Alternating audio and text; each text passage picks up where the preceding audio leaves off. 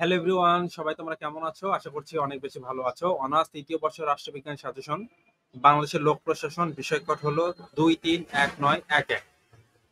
অনেকেই আমাকে প্রশ্ন করছেন যে ভাই, আপনি যে ভিডিওগুলো আপলোড করছেন এগুলো কি একদম পেইড সাজেশন আপনার? এটা কি ফাইনাল? তাহলে আমি নিব। আমি অবশ্যই আপনাদেরকে বলছি যে পেইড সাজেশন আসবে আমার রুটিন আসার পরে।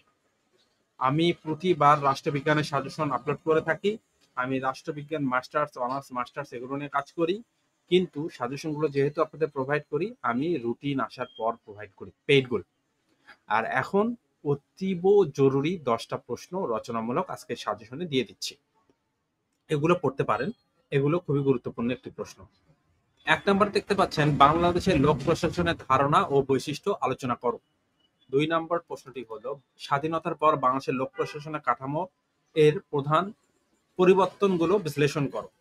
প্রশাসনিক সংস্কার কমিশনগুলো ভূমিকা সীমাবদ্ধতা আলোচনা করো। জেলা প্রশাসনের কাঠামো ও কার্যগুলি আলোচনা করো। উপজেলা প্রশাসন গঠন, কার্যকরী ও চ্যালেঞ্জ সমূহ বিশ্লেষণ করো।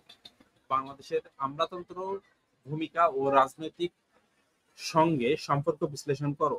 স্থানীয় সরকার ও লোক প্রশাসনের মধ্যে সম্পর্ক আলোচনা করো। 8 নম্বর প্রশ্নটি হলো, বাংলাদেশের লোক প্রশাসন নারী অংশগ্রহণের অবস্থা ও গুরুত্ব আলোচনা করো। ই গভর্নেন্স ও ডিজিটাল প্রশাসনের প্রবর্তন এর প্রভাব বিশ্লেষণ করো। 10 নম্বরটি হলো, বাংলাদেশের লোক প্রশাসনের প্রধান সমস্যা ও সংস্কারের উপায়গুলো আলোচনা করো। এই ভিডিওটা আপনারা অবশ্যই একটা লাইক করবেন এবং আপনাদের বন্ধু বান্ধবীদের মাঝে শেয়ার করবেন। কেননা ভিডিওগুলো খুব কষ্ট করে মেক করা। আহ, যেহেতু আমি প্রোভাইড করছি, আপনারা পেইড সাজেশন এবং শর্ট সাজেশনের জন্য একটু অপেক্ষা করুন। প্রাথমিকভাবে 10টি প্রশ্ন সিলেকশন করে দিয়েছি। এই 10টা প্রশ্ন পড়তে থাকেন। 10টা প্রশ্ন পড়তে থাকেন। 10টা প্রশ্ন পড়বেনই।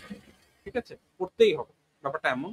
সো এই 10টা প্রশ্ন অধিকতর গুরুত্ব দিয়ে পড়তে থাকুন। ধন্যবাদ সবাইকে, ভালো থাকবেন, সুস্থ থাকবেন।